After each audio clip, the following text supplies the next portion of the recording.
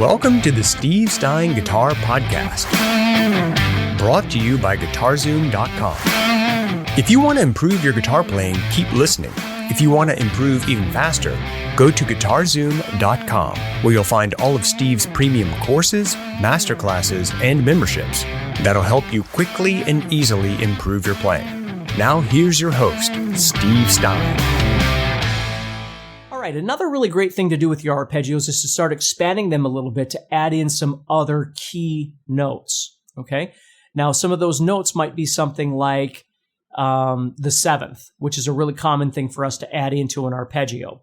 And again, if you don't know what a seventh is, don't stress over it. It's okay. But let's just go back and let's add in another note. Now, that means we're going to have four notes, though, right? So instead of just playing the root, the third, and the fifth, however we're doing it, we're going to add in one more note. So the next note that we add in is going to be what we call the seventh. Now, we can add in what's called the major seventh, which is right behind the C or the root, whatever root you're looking for. It's the note right behind it, half step right behind it. It's a really pretty note, okay? It sounds really nice. So if you're playing something that's major, okay, or true to the key that you're in, maybe you're in the key of A minor or something like that.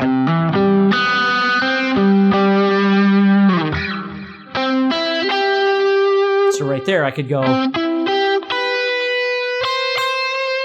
and you can hear how pretty that sounds.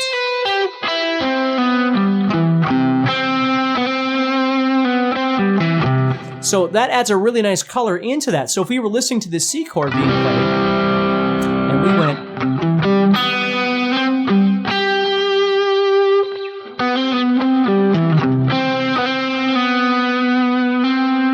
so we can add it in. Now again, we can add in anything. But oftentimes what I'd like to tell students is that if you start adding in everything and everything gets equal amount of playtime, you're not emphasizing anything. Right? If you emphasize everything, you're not emphasizing anything. So the trick is to use some of the other notes a bit more sparingly as color to make it sound a little more interesting, but to really try and emphasize certain notes of that chord. In this case, we're adding in that major seventh, right?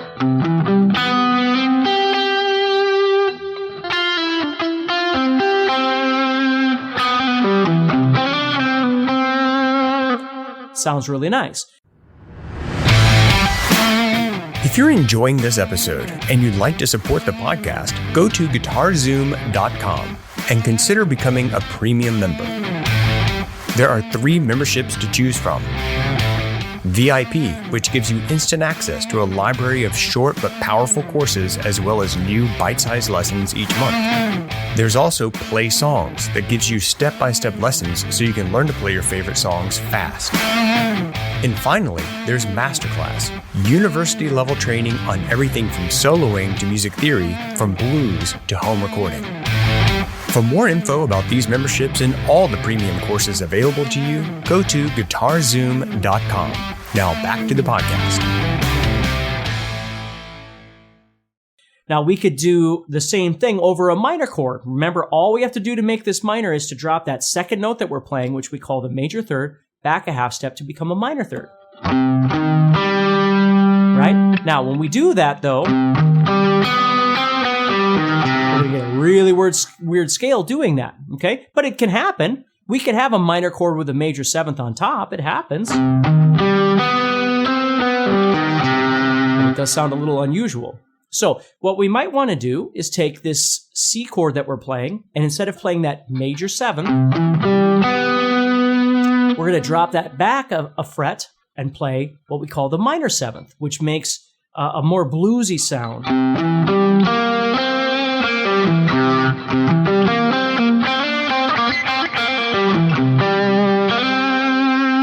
See, sounds kind of cool.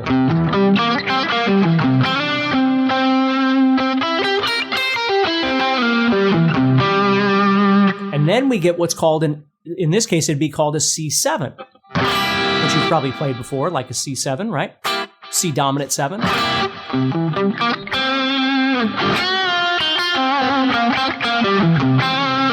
Which sounds really great for bluesy stuff, okay?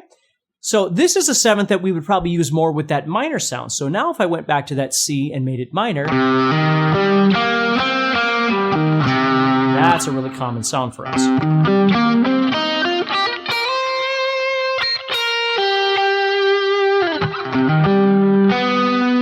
Right? Instead of doing that, we add in that sound. Now again, please understand that, again, the world of arpeggios goes on a long way. There's a million things you can do.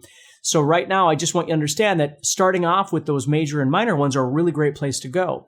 If you get really comfortable with those, adding this seventh is a nice addition or a nice extension from there. But be careful all the time of just trying to input information in your brain without actually being able to utilize it. When you do that, you still wind up with nothing. At the end of the day, you might have all kinds of thoughts, but you still can't apply anything in your playing, and I want you to really be aware of that. Next time on the Steve Stine Guitar Podcast.